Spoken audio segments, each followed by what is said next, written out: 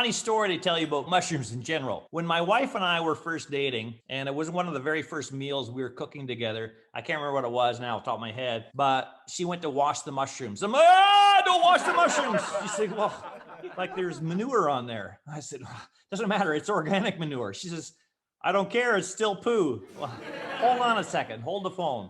If there's big chunks, yeah, you know what, flick them off. Or if it still bothers you, what I want you to do instead of washing them is just take a damp towel, a damp rag, whatever, and just rub them, okay? And then clean them off like that.